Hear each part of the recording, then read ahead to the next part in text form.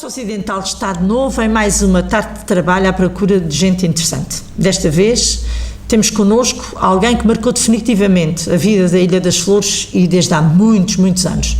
Renato Moura foi deputado, foi profissional noutras áreas, geriu e esteve à frente de quase tudo o que é a Associação Desportiva e Cultural na ilha, marcou definitivamente a Ilha das Flores com a sua passagem. Renato Moura, obrigada por estares aqui e nós vamos começar pela tua vida política, porque afinal de contas começaste nisso também muito cedo. Sim, realmente a vida política foi uma das principais componentes da minha vida, diria que para o bem e para o mal, não é? Realmente entrei cedo na política porque aos 26 anos fui eleito deputado, depois de ter sido convidado para uma função que na altura, para ser franco, não imaginava bem o que seria.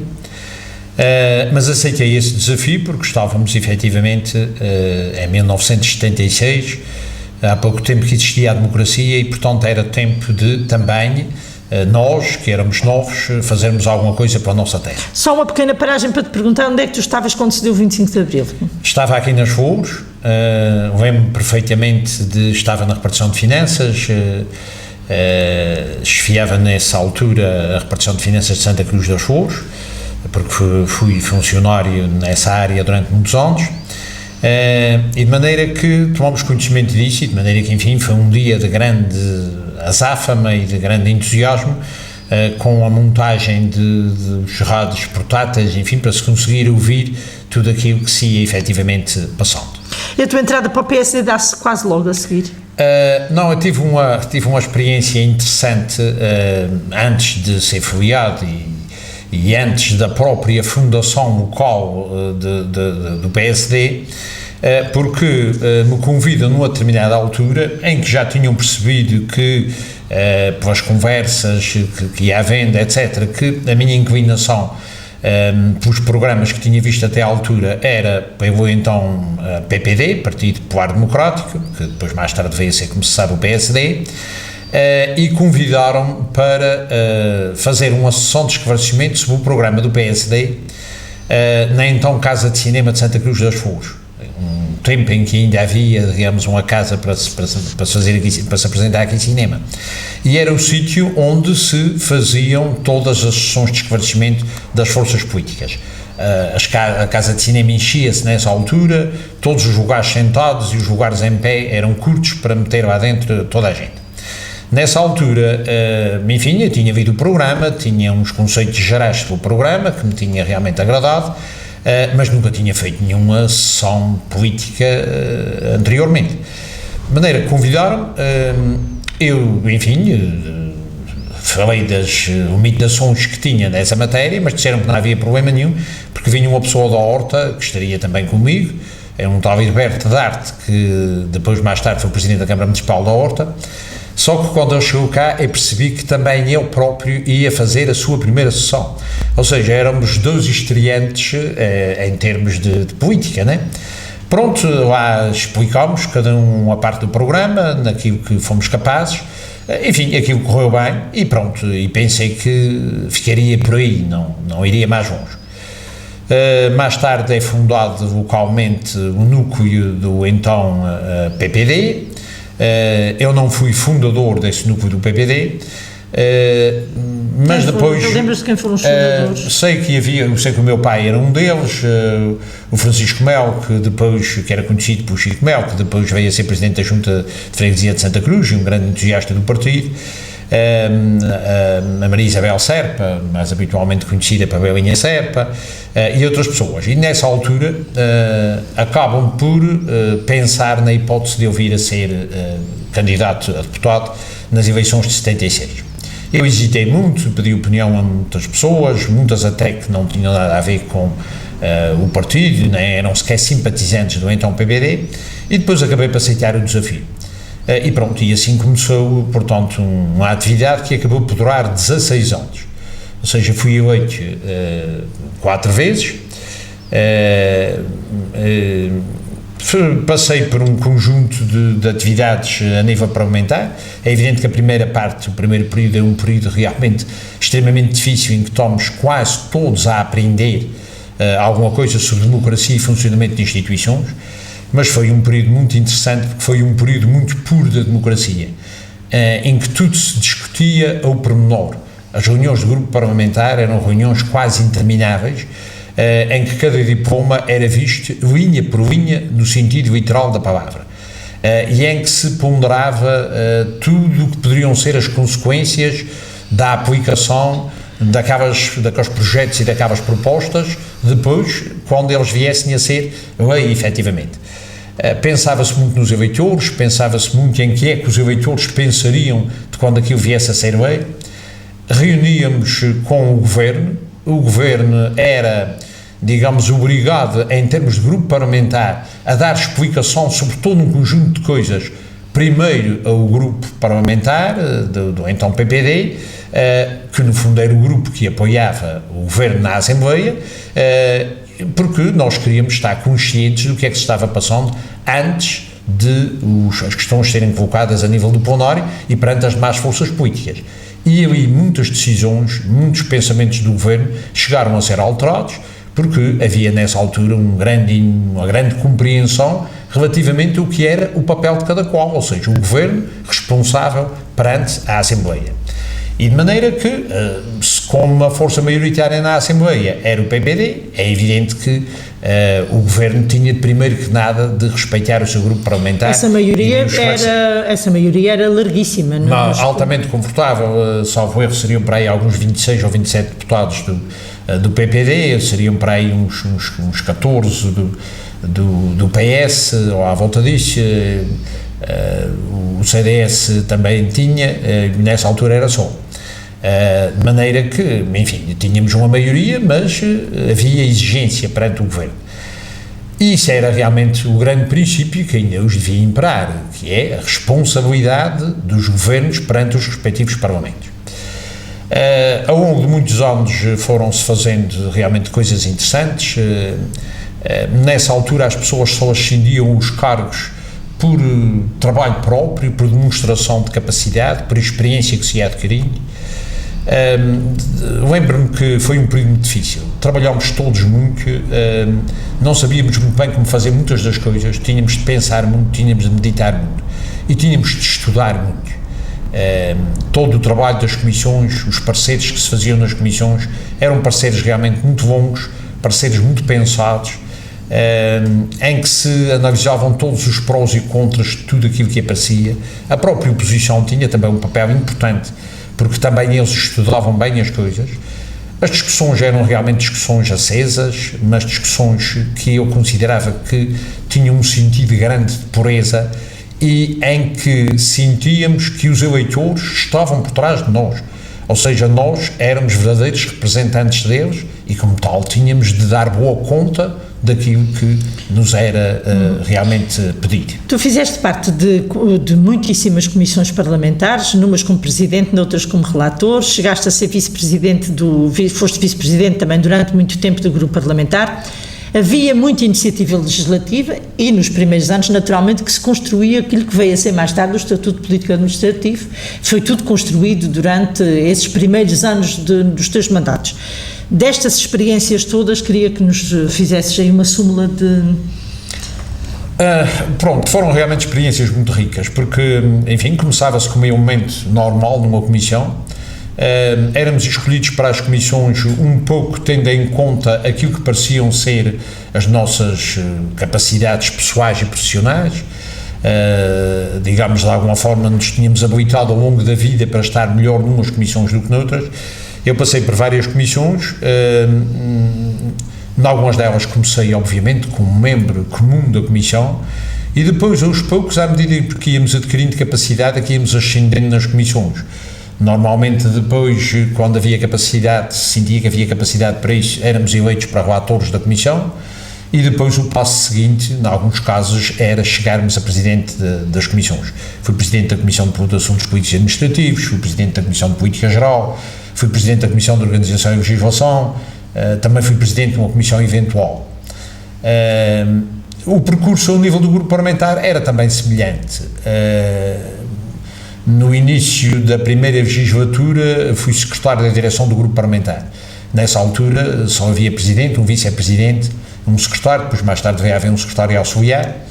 É interessante porque nessa altura ser secretário significava fazer um ata de tudo aquilo que se passava no grupo parlamentar. Eram atas intermináveis feitas à mão, atas intermináveis, enfim, mas que deixavam de memória as coisas que naquelas ocasiões se tinham dito, pelo menos tudo aquilo que era mais essencial e mais importante. Depois também, ao longo desse percurso, pronto, íamos adquirindo mais algumas capacidades, havia uma comissão permanente do grupo parlamentar, normalmente algumas pessoas eram escolhidas para essa comissão permanente, era digamos assim, um grupo de pessoas que colaboravam com a direção do grupo parlamentar, feita por presidente e pelos vice-presidentes. Depois, na terceira legislatura, que cheguei vice-presidente do grupo parlamentar, e de maneira que vinha a exercer funções de primeiro vice-presidente do grupo parlamentar, numa altura em que já os vice-presidentes já eram 3.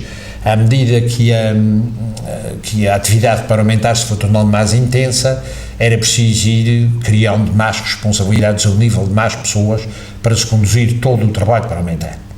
Eu diria que se calhar era mais difícil presidir uma reunião de grupo parlamentar, e tive de o fazer por diversas vezes, ou por impedimento do presidente, ou então porque nos revezávamos nessas funções. Era mais difícil, às vezes, presidir uma reunião do grupo parlamentar do que ser vice-presidente em plena Assembleia. E porquê? Porque o trabalho, quando ia para o plenário, já ia preparado. É certo que havia, enfim, sempre imprevistos que surgiam da parte da oposição, mas nós íamos muito bem preparados já. Na reunião do grupo parlamentar, era preciso contar com a presença do governo, normalmente na sua totalidade, que traziam as suas propostas, que tinham as suas convicções. Depois os deputados, havia deputados com sensibilidades muito diferentes, com pensamentos muito diferentes, e de maneira que tudo tinha que ser discutido e tinha de se encontrar consensos, não se podia deixar eternizar as discussões, mas também não se podia arrumar os assuntos sem que eles fossem devidamente ponderados, e portanto eram períodos realmente muito difíceis, que duravam frequentemente até altas horas da madrugada. Tantas foram as reuniões que acabavam 2, 3 da madrugada, para se recomeçarem no outro dia às 9 e tal da manhã outra vez, aproveitando todos os períodos da manhã em que habitualmente não havia plenários e o trabalho era um trabalho de natureza interna. Agora, se é verdade que tu tiveste muitíssimo trabalho nesta fase, a verdade é que quando passaste à situação de independente, tiveste que discutir os diplomas todos, um por um, porque eras responsável pelo estudo dos diplomas todos, de forma individual, e por muito mais intervenções no plenário. Sim, esse foi realmente um período extremamente difícil. Primeiro, seja-me permitido aqui uma referência ao facto de ter passado a deputado independente. O meu entendimento, como disse no início, e como foi a prática inicial, era de que havia um grande respeito do governo pelo grupo parlamentar. E, portanto, o grupo parlamentar, que era maioritário na Assembleia, e foi ao longo de muitos anos, impunha ao governo determinadas regras, e o governo sabia que tinha de responder perante o seu grupo parlamentar. Só que, ao longo dos anos, esta pureza às vezes vai-se perdendo um pouco. Depois, há um fator que interfere muito nesta relação, isso ainda hoje é assim, na relação que existe entre os deputados e os respectivos grupos parlamentares e a Assembleia no seu todo e os governos. E porquê? Porque, habitualmente, o presidente do governo, ou o chefe do governo, o primeiro-ministro, se quiserem, é habitualmente também o líder do partido. Bom, ele, na sua qualidade de líder do partido, costuma sempre ter alguma tendência para fazer com que o governo tenha preponderância relativamente à Assembleia. Isto é o que neste momento também se passa, e que vai acabando muito com a boa imagem da política, porque nós olhamos para as Assembleias e vemos, no caso concreto da Assembleia da República, tantos deputados, e depois vemos que afinal de contas parece que todos dizem o mesmo, parece que todos falam por um pensamento único, que é aquele que é o do governo. Isto é realmente mau. Nos Açores isto também se começou a passar a partir de uma determinada altura.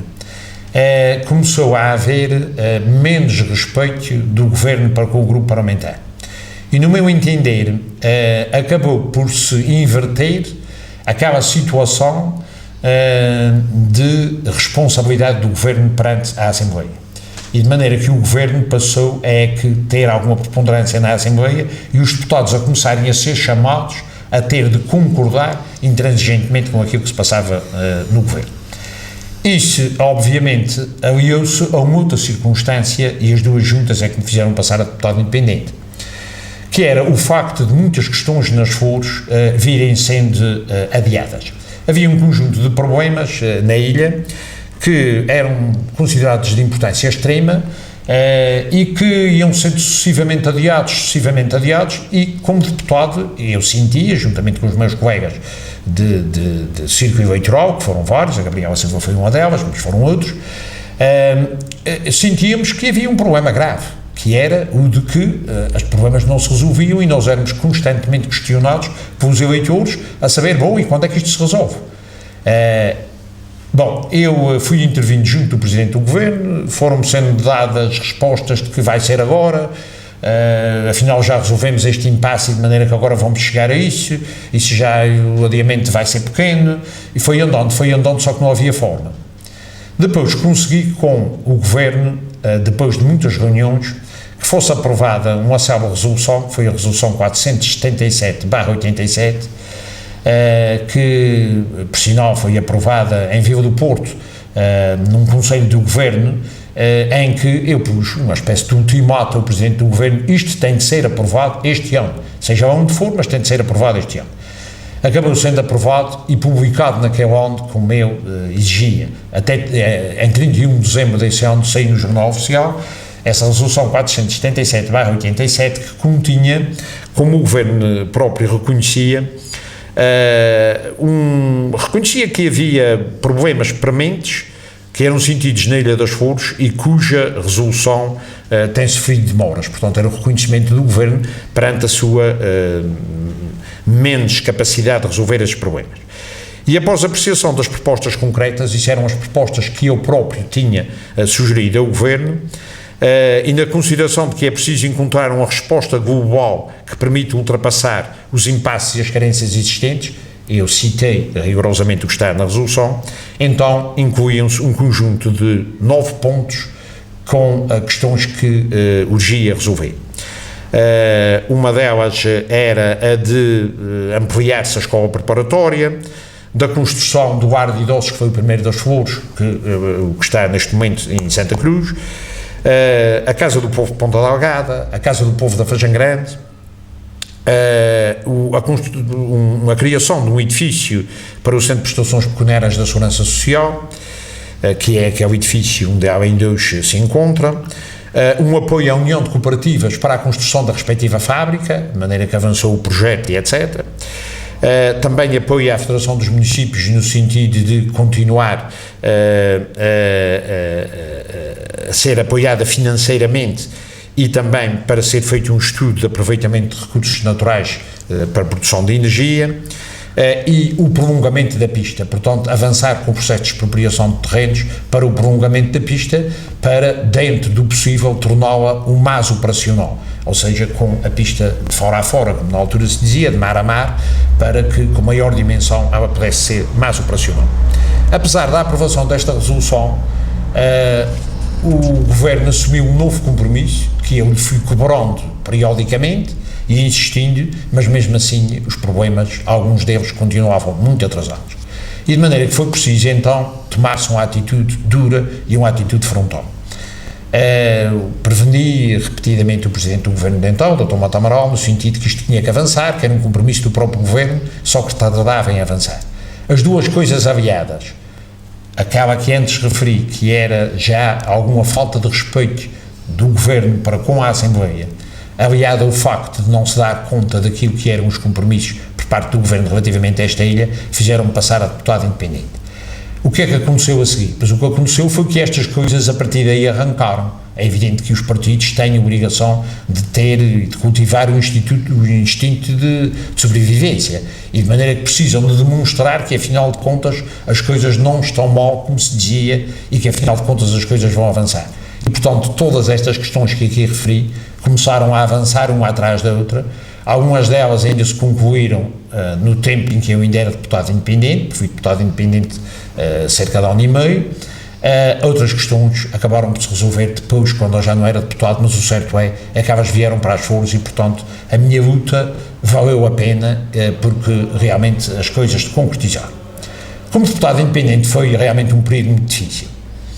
Até aí é evidente que num grupo parlamentar grande as pessoas têm uma possibilidade, que é vão dividindo entre si as tarefas, cada um trata de determinadas matérias. Naquela altura eu tinha de me pronunciar acerca de todos os diplomas. Eu entendia que não me podia deixar passar em vão matéria nenhuma, porque nessa altura o meu voto era decisivo relativamente ao que se passava na Assembleia, ou seja, o PSD, a partir da altura em que eu passei a independente, deixou de ter maioria absoluta e, portanto, o sentido para onde eu votasse era o sentido para onde se inclinava a Assembleia. Ou seja, se eu votasse com o PSD, e cheguei a votar quando entendia que as propostas eram boas e tinham razão de ser, pelo fato de eu ter deixado de pertencer ao grupo parlamentar, não ia não deixar de lhes dar razão. E votava a favor das propostas do PSD quando entendia que elas eram boas. Como também votava no sentido das propostas da oposição, quando entendesse que elas eram melhores do que as propostas do governo, e nesse caso a oposição dos demais partidos, juntamente comigo, faziam maioria e as propostas eram aprovadas. Ora bem, sendo assim, eu entendia que votar calado era muito curto e, portanto, que era necessário estudar os diplomas e, em cada situação, justificar porque é que estava votando num determinado sentido. Claro que isso obrigava-me a um trabalho imenso, porque não tinha apoio parlamentar de ninguém, portanto, tinha de fazer o trabalho todo sozinho. Fazia-o pela noite dentro, em noites intermináveis de trabalho, um pouco no que foi sempre o meu estilo em tudo o que fiz. Sempre encontrei durante a noite os períodos para compensar tudo aquilo que não dava tempo de fazer durante o dia. É um estilo pessoal, mas é evidente que isso também custa, também magoa, também cansa, e de maneira que foi um período realmente muito intenso, muito difícil, mas o que foi importante, porque nessa altura aprovaram-se coisas muito importantes. Pôs-se fim a algumas práticas que vinham sendo habituais e que nessa altura francamente melhoraram. O PSD veio a perceber mais tarde que, afinal de contas, muitas das suas práticas não eram boas práticas, vieram a procurar melhorá-las ao longo do tempo, e daquelas que não melhoraram vieram a ressentir-se mais tarde nos resultados eleitorais.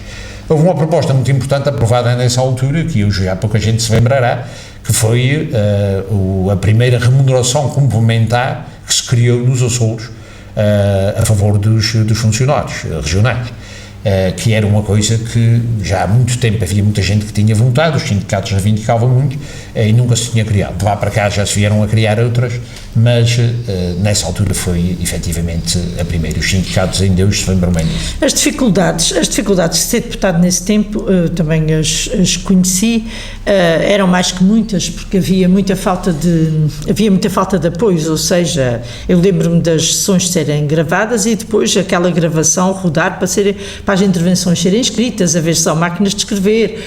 Hoje em dia tudo está muitíssimo facilitado.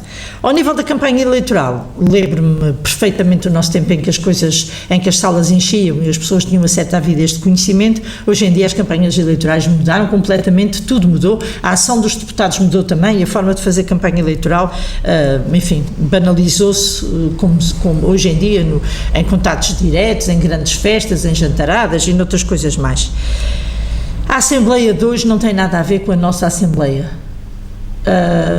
Como é que tu achas que isto vai acabar? Isto está-se a precipitar para ser muito diferente. Como é que vai ser? Pois o que é que sei é que acabe. Bom, acabar não acaba, porque, enfim, a democracia, como se sabe, sempre se entendeu que era o menos mal de todos os regimes, mas é evidente que também tem os seus defeitos. E tem os seus defeitos porque às vezes as práticas não são tão perfeitas quanto era desejável. Eu julgo que se pôs muito fim àquela relação direta que existia entre os eleitores e os eleitos. Eu lembro-me que nessa altura todos os diplomas difíceis eram explicados ao povo. Eu lembro-me que um que deu imenso trabalho foi a chamada Lei de Arrendamento Rural, que era uma lei complexa, completamente inovadora, que obviamente estabeleceu regras muito diferentes e fez mudar muito a relação entre os senhorios e os rendeiros. Nessa altura, para além de ter sido um diploma muito discutido e muito complexo, quando nós regressamos aos círculos eleitorais, tínhamos de ir explicar aos eleitores porque é que era de uma forma e não era de outra, porque é que se tinha votado num sentido e não se tinha votado no outro.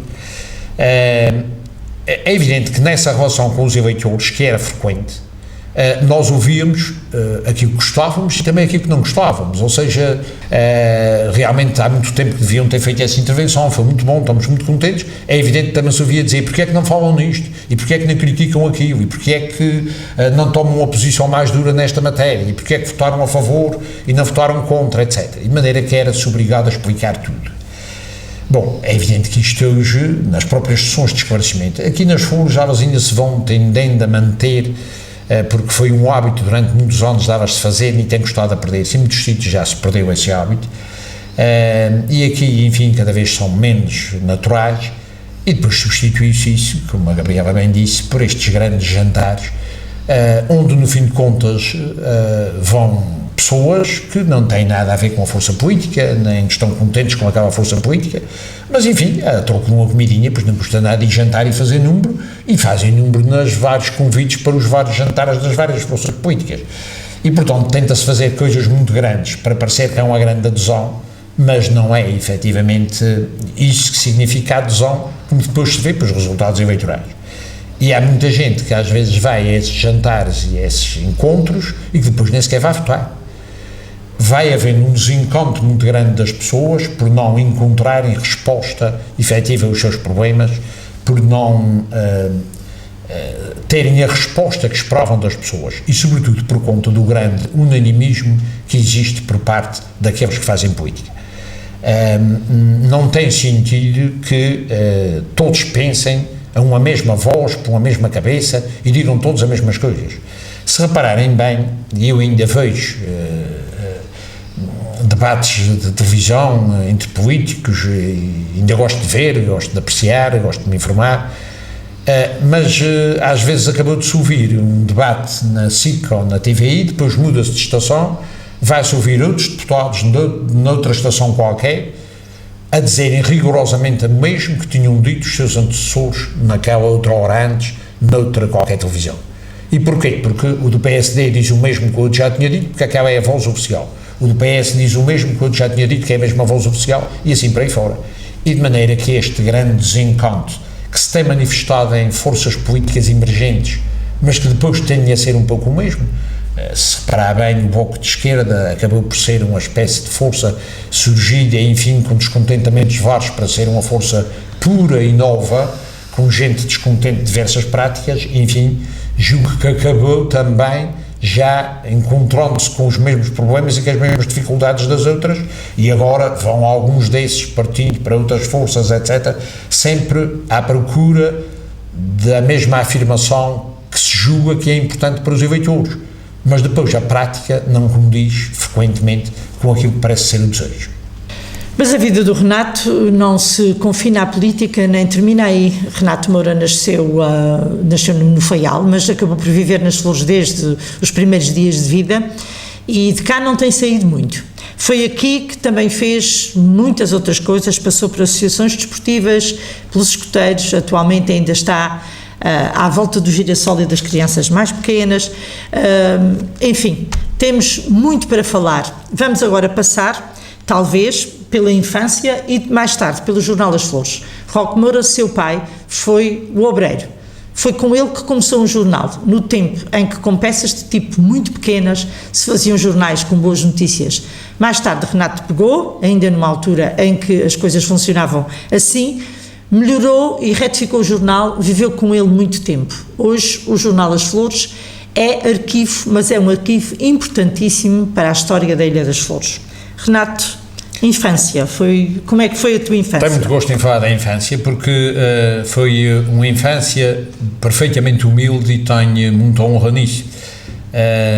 Vivi no seio de uma família humilde, meu pai foi um pequeno agricultor, como eu costumo dizer, de 2 vacas e uma bezerra. Foi assim que o conheci quando era pequeno. Mais tarde concorreu e de maneira que foi admitido como carteiro.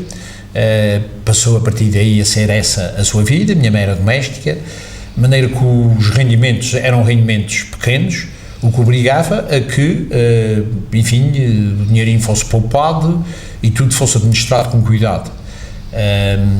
Usei roupas modestas, como era costume naquele tempo, também comi o pãozinho de milho, que não gostava muito. Hoje em dia não me dá saudades do pão de milho, porque também tive de comer algum e foi coisa que nunca apreciei muito, mas naquela altura era preciso comer aquilo que estava no prato, aquilo que aparecia à mesa, aproveitar-se tudo, usar roupas que às vezes eram confeccionadas de outras roupas de adulto, porque depois dava para fazer as calcinhas para o menino, de maneira que passei por essas situações todas, e tenho muita honra nisso porque me habituei a que a vida não era, portanto, uma vida fácil. Habituei-me nessa altura a ter de passar por tudo isso.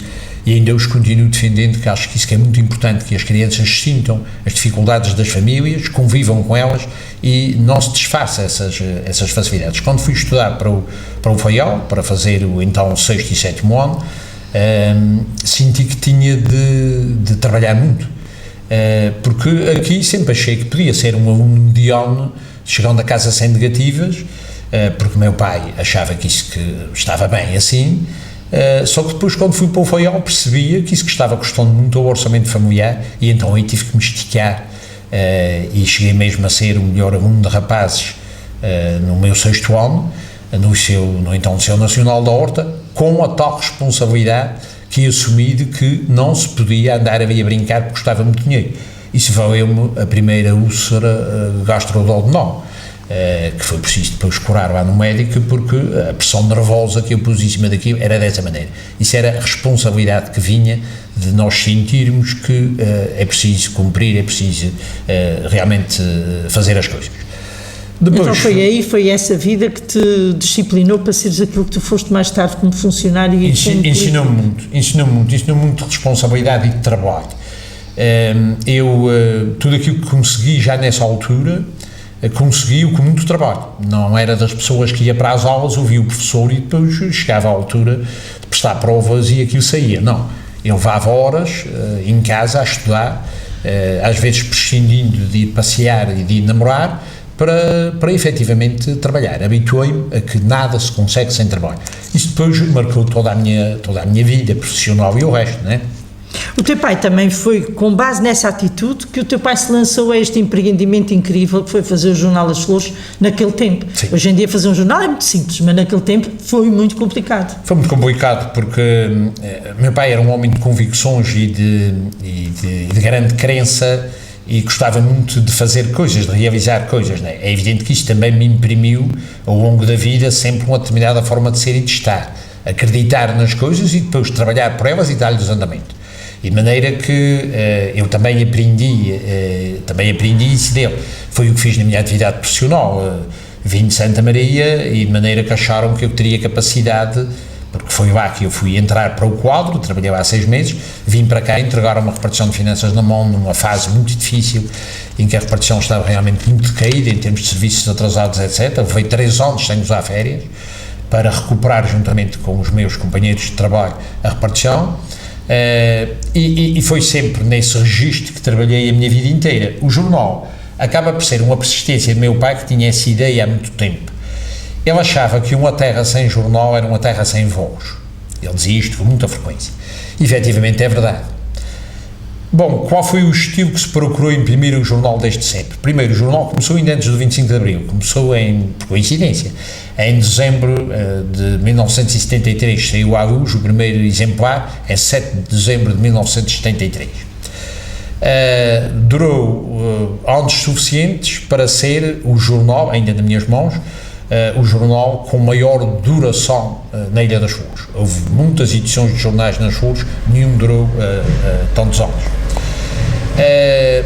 O jornal começou com uma grande dificuldade, porque era absolutamente indispensável nessa altura reunir tipos que tinham sido usados há muitos anos atrás, recuperaram a máquina antiga e foi assim que se imprimiu o primeiro jornal. É uma coisa realmente impensável. Esse equipamento ainda hoje existe, a Câmara de Santa Cruz tem na sua posse e espero que o coloquem em bom lugar.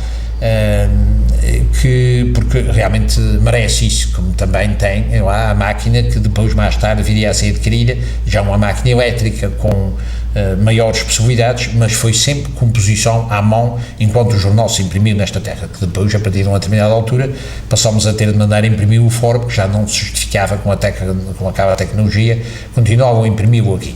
Mas o mais importante ainda não é bem esse trabalho que obrigava a noites perdidas, nós próprios compunhamos, nós próprios corrigíamos provas, nós próprios imprimíamos os jornais, porque não era possível fazer de outra maneira, não havia muita possibilidade de pagar.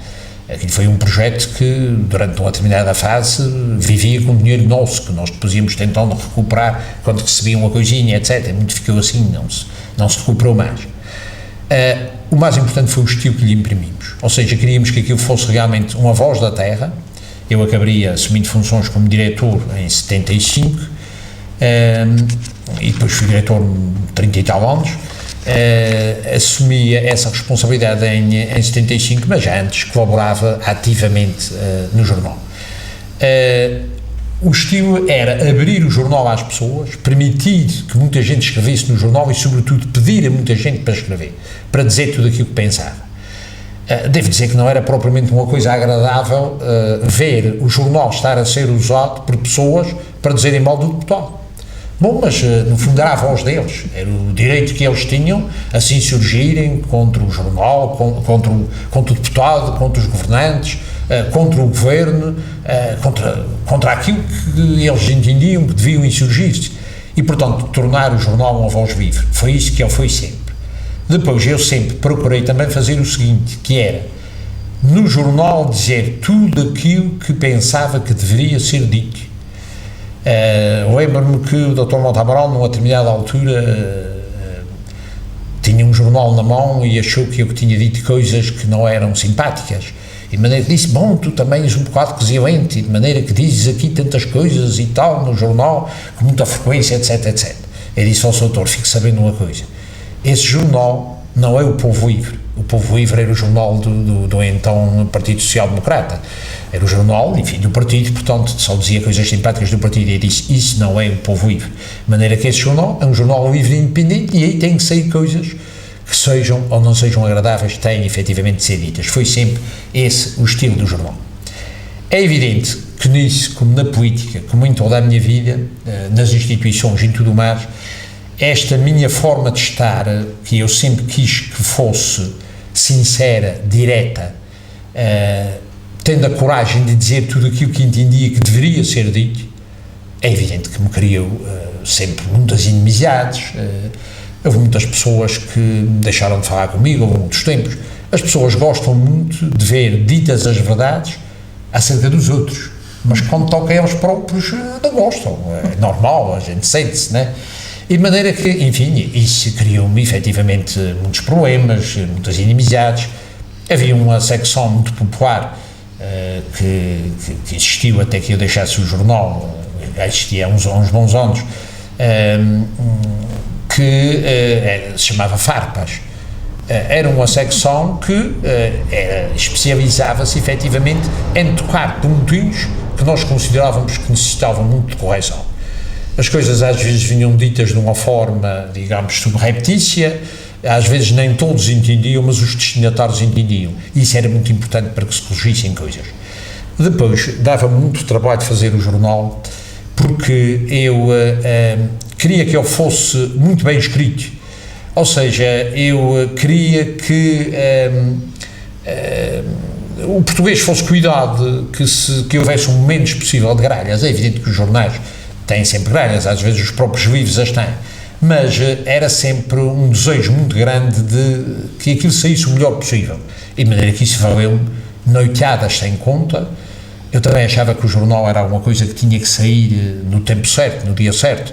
Eu dizia que o jornal era como os iogurtes, passava-me o prazo, e de maneira que, enfim, tinha que sair no dia. Para sair no dia, às vezes era a noite toda a escrever, e já não me chegava a deitar, de maneira que o dia começava como de novo sem ter acabado o anterior, não é? Apesar de tudo e apesar de todas as inimizades que sempre se criam quando está na política, eu acredito que tu, se voltasse atrás, farias mais ou menos o mesmo. E a verdade é que as associações desportivas aqui na ilha, associações culturais, nunca dispensaram a tua presença nos órgãos máximos de direção dessas mesmas associações, o que significa que também acreditavam, tinham a certeza que tu eras um tipo trabalhador empenhado e que ia levar as coisas às últimas consequências. E estão aqui vários exemplos. Passaste pelo Boa Vista, pelos Minhocas, pelos Escoteiros, pelo Girassol, são tudo coisas que tu fizeste ao longo destes anos. Sim, foram atividades que me parece que eram muito importantes na altura, e era bem bom que hoje ainda houvesse esse mesmo espírito, ou seja, na altura entendia-se que essas coletividades não podiam viver sem as pessoas.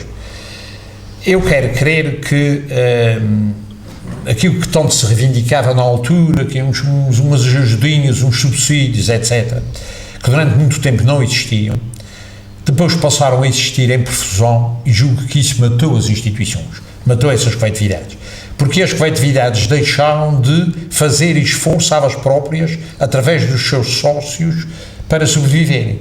O espírito que nós imprimíamos a essas coisas na altura era de nós trabalharmos muito, a troco de nada. Punhamos as mesas, nós fazíamos os petiscos, nós ganhávamos o dinheiro para se comprar o baralho de cartas, para se arranjar o instrumento da filarmónica, para se consertar a fechadura, para se arranjar aquilo que estava partido, etc. Depois, a partir da altura em que isso começou a ser a troco de subsídio, foi realmente complicado. Depois constituímos equipas que eram muito coesas. Eu fui presidente da direção da Sociedade Filarmónica mais uma vez, fui do Boa Vista muitas vezes. Nós trabalhávamos muito para conseguir dinheiro. Eu lembro que nas festas de São João o Boa Vista tinha sempre um restaurante, um bar, onde se ganhou tanto dinheiro para a construção de um campo para os chamados desportos pobres, que, enfim, está a ser destruído para a construção de uma outra coisa que talvez fosse importante, mas era importante ter deixado esse testemunho para a história, porque teve ali o trabalho de muita gente, muitos dos quais já desapareceram, é uma pena. Nós tínhamos esse espírito de trabalhar para as coletividades. Eu fui mantendo esse espírito ao longo dos anos. Nestes últimos anos acabei sendo solicitado para outro tipo de coisas. Fui presidente da Assembleia Geral da Santa Casa da Misericórdia em Santa Cruz das Flores ao longo de muitos anos, com intervenção muito direta, porque as presidências não são propriamente o meu estilo. Eu gosto de intervir. E de maneira que, enfim, o fato de ser presidente da mesa da Assembleia Geral não me impedia de intervir, de dar opinião, de corrigir a direção naquilo que achava que estava errado, e por aí fora. Estive lá há 6 anos, depois, já mais tarde, fui aqui também presidente do Conselho Fiscal da Santa Casa da Misericórdia das Vales das Flores. Também tive uma intervenção profunda que entendi que devia ter, enfim, com verdade e com sinceridade acerca daquilo que achava que não estava bem, cumprindo aquilo que entendia serem os deveres estatutários. No Girassol, fui para lá, quando me convidaram para ir para o Girassol para vice-presidente, eu pensei cá comigo, pois eu apreciava que já tinha dado à sociedade tudo aquilo que era preciso dar. Depois reparei que realmente às criancinhas pequeninas, propriamente dito, ainda não tinha dado, e de maneira que lá me convenceram. Fui para lá com a ideia de ser um mandato de 3 anos, o mandato acabou demorando quase 4, e depois lá o ouvidor me convenceu que, enfim, devia continuar, e por mais um mandato de 3 anos.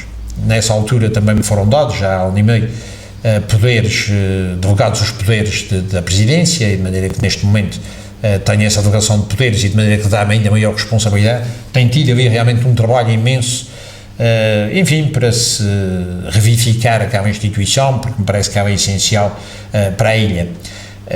Corrigir e muitas coisas que vinham do passado que parecia que necessitavam de correção, tentar viabilizar esse tipo de instituições, que é alguma coisa que é realmente muito difícil, porque a gente não pode estar fiados apenas naquilo que vem dos orçamentos regionais.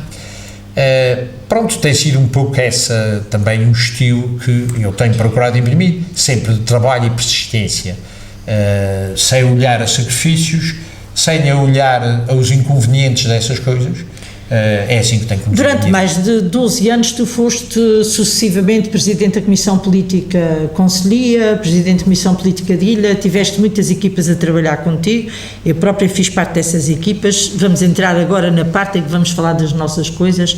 Onde é que estão os órgãos locais do PSD? Hoje em dia não os conheço. Pois isso parece-me complicado, porque realmente nessa altura era outra coisa, quer dizer, dava-se sempre conta aos órgãos locais daquilo que se estava passando nos parlamentos. Ou seja, nós amplificávamos a nossa voz, ou seja, ficava mais gente a saber como é que as coisas realmente se faziam, não é? Eu, aliás, mais tarde vinha a entrar para o CDS e fui dirigente do CDS, cheguei a ser vice-presidente da sua comissão, vice-presidente do partido e depois presidente da comissão diretiva regional do partido. Militei ali também vários anos e imprimi ali esse mesmo estilo, que era o de que tinha de haver sempre uma grande comunicação entre aqueles que exercem a política nos cargos, nos sítios. Eu fui membro também da Assembleia Municipal da Horta, eleito pelo CDS durante um mandato, mas procurava sempre comunicar à Comissão Política aquilo que se estava passando, qual era a vida da Câmara, aquilo que tínhamos visto na Assembleia Municipal. Eu julgo que esse deveria ser um estilo privilegiado de fazer funcionar as coisas. Em tudo tem que haver um grande diálogo. Nas coletividades, os membros da direção todos devem estar informados daquilo que se passa. Eu, embora, como disse, no Girassol tenha essas competências agora de delegação de poderes, mantenho o Presidente permanentemente informado daquilo que se passa e os membros da direção que são mais específicos de cada área, porque me parece que as coisas têm que funcionar sempre no coletivo. Quando estas coisas se tornam demasiado individuais, enfim, começa a falhar muita coisa, porque não há, nem nós conseguimos amplificar a nossa voz através dessas pessoas para junto à população, nem recolhemos o que é que a população pensa, porque é muito mais fácil que a população diga aos membros de uma comissão política ou a membros menos chegados aquilo que pensam das pessoas que estão no exercício das funções. E, portanto, para nós termos uma perfeita consciência daquilo que se passa, as coisas têm que ser realmente muito dialogadas e muito abertas e muito levadas à juventude, que é uma grande preocupação que eu tenho. Eu começo a ter dúvidas se, para o futuro, nós vamos ter gente nova na política, gente para assegurar aquilo que se está passando neste momento, porque eu começo a ver muito pouca gente nova ainda imbuída na política, e de maneira que isso parece muito mal. Ora, naquele tempo, nós próprios que andávamos na política éramos muito jovens, e como disse, fui eleito deputado com 26 anos, naquela altura a maioria dos deputados eram muito jovens, e por isso é que também se gastaram rapidamente. Eu costumava dizer que nós tínhamos feito as coisas antes do tempo, e de maneira que, enfim, depois de um exercício de política de umas dezenas de anos, hoje, muitos dos que naquela altura foram deputados estão arrumados da política, estão arrumados do governo, porque parece que chegaram a uma idade que já não têm idade para fazer política, quando verdadeiramente gente da minha idade, por essa Europa fora, é que estão nos governos, é que estão nos parlamentos, é que estão nos sítios, porque aí é que se julga que eles têm experiência suficiente para fazerem coisas e para serem capazes de exercer os respectivos mandatos. Aqui as coisas passaram-se um pouco diferente. Como sabes, isto depois da integração da Comunidade Económica Europeia, a mudança para o euro e com os subsídios da Europa, a ilha mudou de figura muito mais depressa, porque também o dinheiro jorrou por aí a rodos. Neste momento, a ilha que nós conhecemos e que nós defendemos no início da democracia nos Açores está longe de ser aquela que era nesse tempo. Muitas coisas mudaram, mas algumas não estão melhor. Pelo contrário, estarão mesmo pior, em alguns casos. Vamos ter agora aviões com tarifas low cost para as ilhas. Gostava de saber a tua opinião sobre isso. Por outro lado, gostava que tu me dissesses se a ilha onde agora vivemos, esta reserva da biosfera, está em muitas coisas muito à frente daquilo que tu acreditavas há 30 anos atrás. Bom, eu julgo que às vezes há determinado tipo de coisas que, diz o ditado popular, às vezes são mais as vozes do que as nozes. Ou seja, há determinadas coisas em que eu acredito bem só quando as vir. Portanto, nestas coisas de tarifas aéreas eu gostava da gente esperar para ver. Enfim, e depois gostava de ver uma coisa que mobilizou muitas pessoas no início da democracia, que era a correção de todas as desigualdades, quer dizer, toda a gente vai passar a ter salários iguais, isto vai haver a correção de todas as desigualdades, de maneira que não vai haver uns que tenham subsídio porque vivem aqui ou ali e os outros não terem, etc, etc.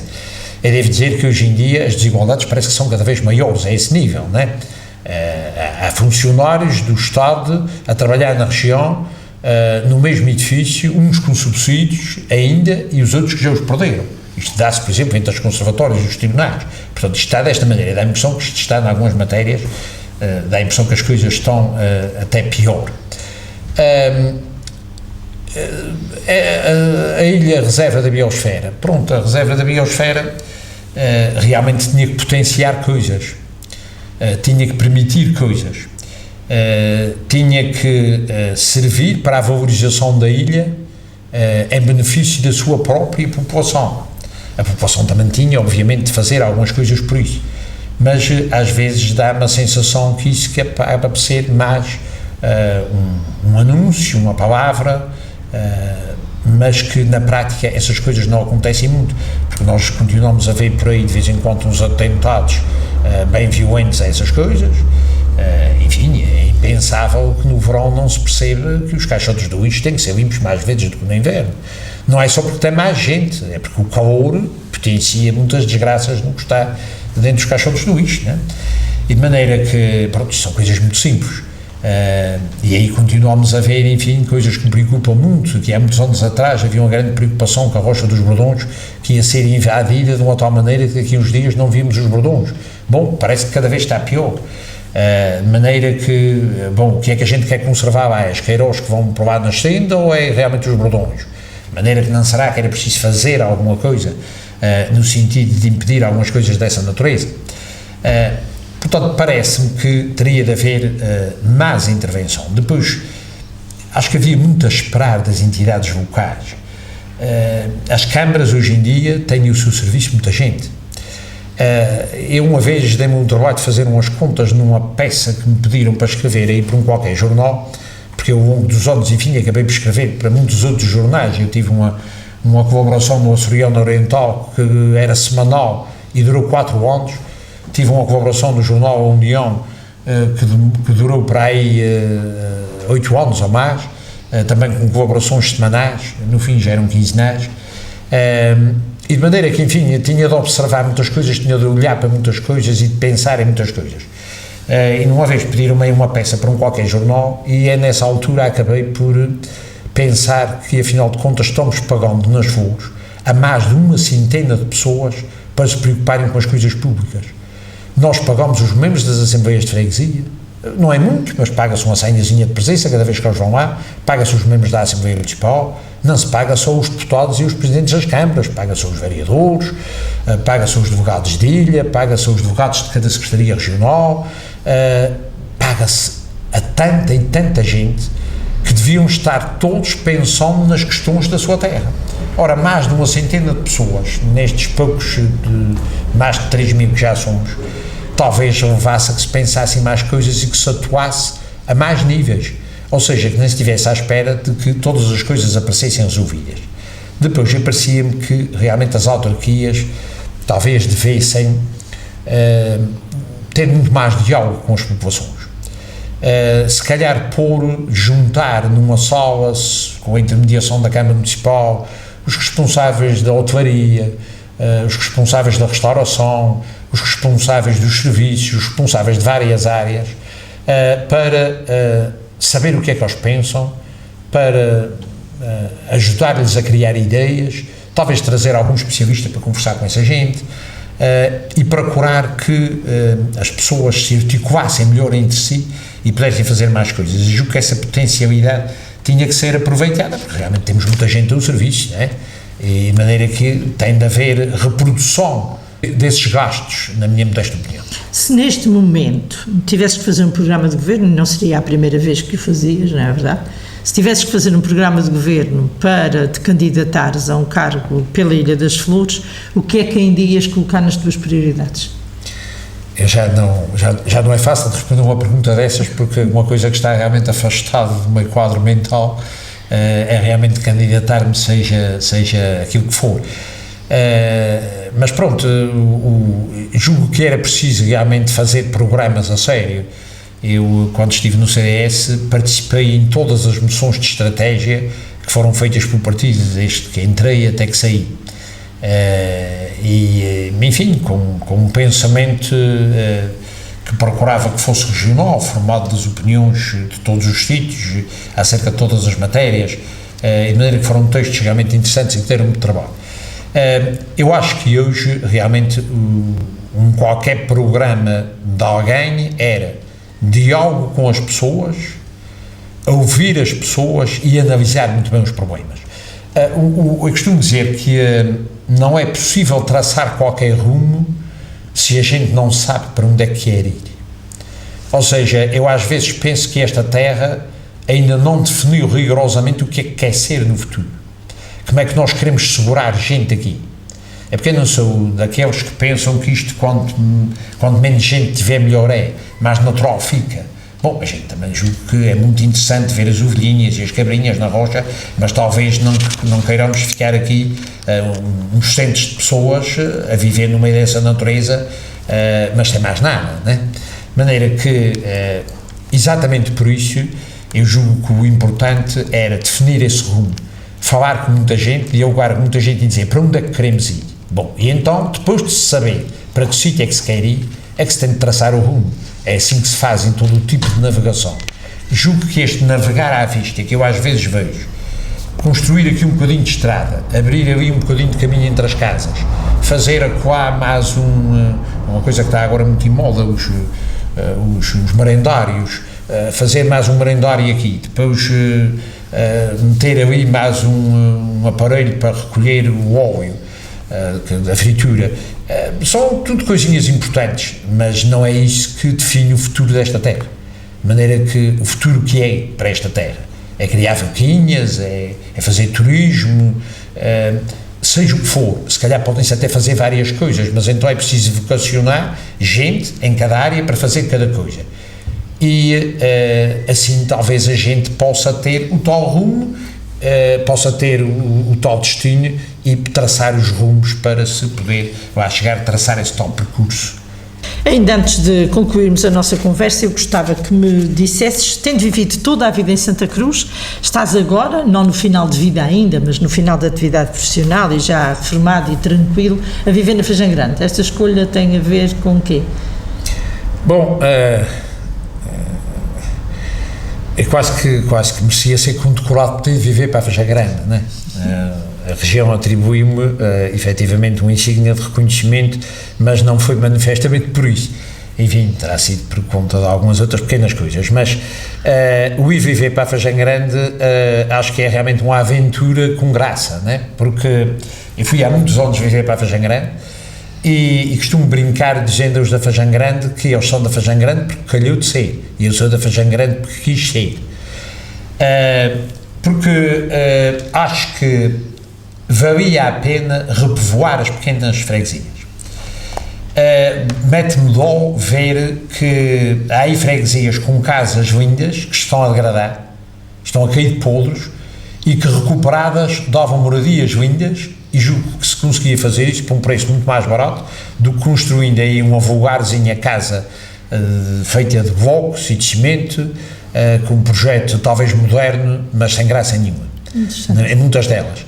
De maneira que o ir viver para a Fajã Grande foi essa tentativa, foi ir para uma terra do campo, onde se pode viver mais a ambiência natural, onde se pode estar, tenho o privilégio de estar num sítio onde sentado à mesa onde escrevi muitas das coisas que escrevi na minha vida, que enfim daria para muitos livros, já só a recolha desses textos, e eu afinal de contas nunca publiquei nenhum, e se calhar nunca publico, mas estão por aí dispersos, mas muito daquilo que eu escrevi, eu ao mesmo tempo, voltando-me para a esquerda via o mar, voltando-me para a direita via a encosta, via a floresta. Parece-me que isso é realmente um privilégio, poder estar nestes locais, longe do buício que apesar de tudo ainda tem as nossas vilas, às vezes no mau sentido, tendo ali uma paz que julgo que é mais natural, porque ali não haver muita gente, não encontrar muita gente, é um sinal de tranquilidade. Nas nossas vilas, da maneira que elas vão ficando, não encontrar gente, significa que toda a gente já foi vencida, ou a maioria, pelas telenovelas, pelo Facebook, por todas essas ocupações que vão fazendo um mal terrível à nossa sociedade, porque as pessoas deixaram de ter tempo para conversar. Eu outro dia vi e chamaram-me a atenção para isto, num local público, 4 pessoas sentadas a uma mesa. Esse ponto não eram aqui da ilha, não os conheço como tal, eram 2 adultos, 2 jovens, ainda novitos, cada um deles tinha na sua mão um tablet ou um telemóvel, estavam completamente calados, permaneceram ali completamente calados, cada um acionava o seu aparelhinho e, portanto, não havia família. Havia 4 pessoas que não eram nada, não falavam da natureza, não olhavam para a beleza da rocha, não viam o pôr do sol que estava decorrendo, viam apenas aquilo que se estava passando realmente nessas plataformas de comunicação que julgo que estão matando o nosso convívio. E realmente mete dó, às vezes, a passar-se em Santa Cruz ou nas Lajes, onde era presumido encontrar as coletividades com as pessoazinhas, a falar dos problemas da terra, a discutir as questões, e não os encontramos. Pois estar na terra pequena é um pouco contrariar isso. Eu ia-te desafiar com uma coisa que tu acabaste por dar resposta. Porquê é que tu nunca publicaste o livro? Tinhas que o publicar. Costuma-se dizer que um homem planta uma árvore, faz um filho, escreve um livro, o filho tu tens, a árvore plantaste com certeza muitíssimas, falta mesmo publicar o livro, porque não ainda? Bom, realmente já muita gente me desafiou para isso. E havia talvez matéria, eu devo dizer, já podia ter feito como muita gente fez, tinha reunido muitos dos textos que publiquei ao longo da vida, até podia fazê-lo por temáticas, e encontraria temáticas suficientes provavelmente para fazer vários livros, juntando textos de uma natureza por um lado, textos de outra natureza por outro, escrevi acerca de coisas muito variadas, as crónicas que fiz para esses jornais regionais para onde escrevi durante essa dúzia de anos, e outras publicações dispersas até noutros jornais e tal. Só que tenho sempre pensado que, enfim, essas coisas, apesar de tudo, existem, estão para aí, as pessoas, se um dia quiserem, podem aceder a elas. Na Câmara das Lajes hoje tem os jornais, uma coleção de jornais que foram publicados aqui na ilha. Existe também a de Santa Cruz tem, a Junta de Freguesia de Santa Cruz tem. Os jornais das flores estão digitalizados? Não estão, a menos que essas entidades os tenham digitalizado, e julgo que valeria a pena que o fossem. E tenho pensado que talvez seja pouco criativo fazer uma coisa dessas. Julgo que havia uma coisa muito interessante para fazer, mas julgo que devia ser feito por alguém que tivesse talvez mais distante dessas questões. Estão na minha posse, deixados pelo meu pai, um espólio de jornais antigos da ilha, de todos os jornais que se publicaram na ilha, que é realmente uma coisa muito interessante. Talvez uma recolha de coisas desses jornais fosse interessante para fazer realmente um bom trabalho. Nunca me avancei a isso, mas tinha, digamos, material para esse efeito. Também achava muito curioso, e foi isso que às vezes cheguei a pensar que podia ser um tema interessante. Contar histórias interessantes do cotidiano, muitas delas que me foram contadas pelo meu pai, outras que eu fui verificando ao longo dos tempos, e também algumas histórias caricatas da vida política, que realmente também tem muitas coisas interessantes, mas nunca cheguei a pensar nisso, e escrevi um texto ou outro desses, foram publicados em alguns jornais, mas nunca fui para esse trabalho de fundo, e pronto, e não sou daquelas pessoas que vivem obcecado com isso, porque, enfim, acho que se pode ser homem sem ter escrito o livro. Pois, também é possível. De qualquer maneira, também Costa Ocidental tem um pouco este propósito, o propósito de chamar a atenção das autoridades locais, das pessoas que nos ouvem, dos muitos que nos vão ouvir e ver também nesta edição, e eu vou aproveitar aqui para fazer uma coisa que é também um pouco uma surpresa para o Renato, e uma surpresa até para o José, que é contar uma história que é muito importante para mim e que significa também o meu muito obrigado ao Renato pela sua passagem pela minha vida. Eu estive na vida do Renato durante muitos anos, na política e mesmo depois fora dela, e a verdade é que na altura em que pelas primeiras vezes as nossas vidas se cruzaram na política, houve uma sessão de esclarecimento nas Lajes que fizemos na antiga Casa do Povo das Lajes das Flores. Fomos iniciar a sessão, julgo por volta das 8h30, e apareceram-nos 2 pessoas. Estava muito mau tempo, estava muito frio, muita chuva, e apareceram-nos 2 pessoas. E nós tínhamos naquela altura umas fichas que tínhamos preparado, e essas fichas continham mais ou menos aquilo que nós devíamos dizer na sessão de esclarecimento, para deixarmos as pessoas muito bem informadas acerca do nosso trabalho. Eu, muitíssimo irritada, porque queria ver a casa cheia e queria, exibir os meus conhecimentos, e eu tinha passado um trabalho para fazer as minhas fichas, estava tão zangada, que aquelas duas pessoas, eu ignorei por isso simplesmente que elas estavam ali, desanquei nas pessoas todas que não estavam e acabei por não apresentar àqueles dois o programa de trabalho que estava previsto. O Renato não disse nada, deixou-me ter aquela catarse emocional naquele momento e a seguir pega nas suas fichas e faz de ponta a ponta a intervenção que fazia habitualmente para as casas cheias. Acabou-se, uma pequena conversa com aquelas duas pessoas e as pessoas foram-se embora. As duas pessoas eram o António Luís Fraga e o José Luís Fraga. De saudosa memória ambos. Foram-se embora. Quando eu fiquei sozinha com ele, e quando já estávamos mesmo completamente a sós, o Renato olhou para mim e disse: olha, sabes uma coisa, na política a gente tem que dar importância às pessoas uma a uma. Aqui hoje só estavam dois, mas estes dois vão votar. Mesmo que não votem, ficam com opinião a nosso respeito. E na política é mesmo assim. Se a casa estiver cheia, muito bom. Se a casa estiver vazia, ou tiver só com uma pessoa, para essa pessoa nós temos que fazer como se ela fosse a mais importante do mundo. Este deve ter sido, provavelmente, um dos melhores ensinamentos que eu aprendi na vida. E a partir daí já o ensinei a muita gente e julgo que só por isso, julgo que ficou mais ou menos escrito o livro dele. Não ficou posto a papel, mas ficou passado de boca a boca como uma coisa extremamente importante. Isto vem na sequência também de algumas coisas que ele disse no início, a propósito de respeito que havia nessa altura pelos eleitores, muitas vezes o respeito que não existe hoje.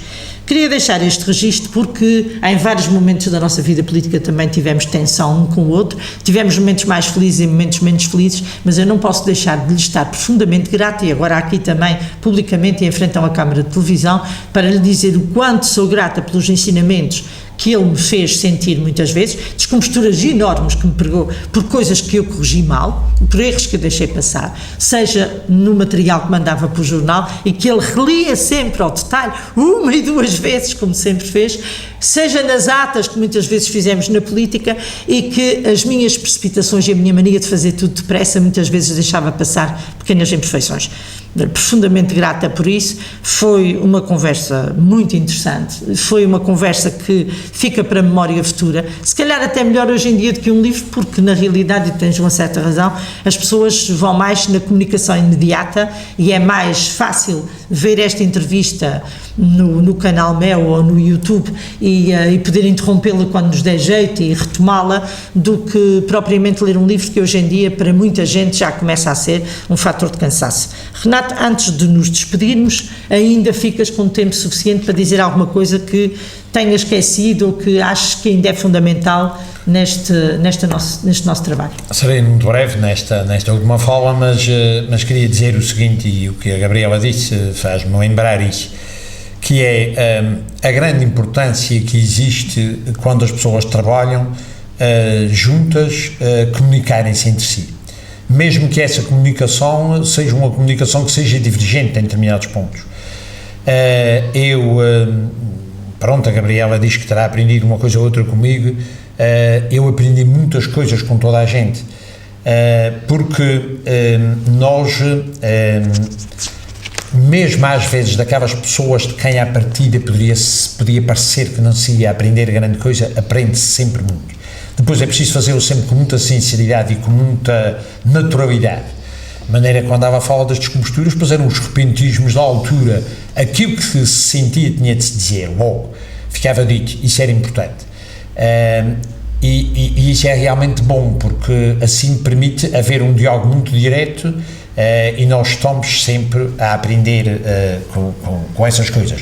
A Gabriela tem uma característica, como se sabe, que é invejável, que é uma capacidade de escrever enorme em repentismo. Quer dizer, a Gabriela consegue escrever um texto e com condições para ser publicado sem reler. Eu nunca fui capaz de fazer isso. Portanto, a gente tem que reconhecer aquilo de que é capaz e aquilo de que não é tão capaz, e pronto, e de maneira que cada um tem as suas próprias características. Porque é que as equipas são importantes? E foi isso que eu procurei fazer com os vários companheiros que tive ao longo da vida em todos os locais, e nomeadamente na política. É procurarmos ser complementares um do outro. Aquilo que um é mais capaz faz, transmite, e então nessa matéria sempre fui de uma abertura muito grande e entendo que é importantíssima. É tudo aquilo que somos capazes de transmitir aos outros. Nós não duramos sempre, e tudo aquilo que nós fomos capazes de deixar como herança, essa é a mais importante herança. É a herança daquilo que nós aprendemos ao longo da vida, que se possa transmitir aos outros. E, portanto, aquilo que eu terei feito, e que ela sentiu que eu possa ter feito numa outra altura, não é nenhum motivo de agradecimento, é apenas uma razão da naturalidade com que eu entendia que essas coisas deviam ser feitas, porque julgo que é assim que se ganha efetivamente alguma coisa, é dando e recebendo nesse convívio humano, que eu espero que seja cada vez mais retomado, porque ele já existe muito mais do que aquilo que existe, e para o progresso é preciso haver muito diálogo, muita reflexão, muita naturalidade, muito entusiasmo, muito trabalho, muita persistência e muita coragem às vezes para fazer aquilo que é mais conveniente e aquilo que por vezes não é tão agradável às pessoas, mas que às vezes são essas atitudes corajosas que podem mudar o rumo de muitas coisas que é preciso fazer.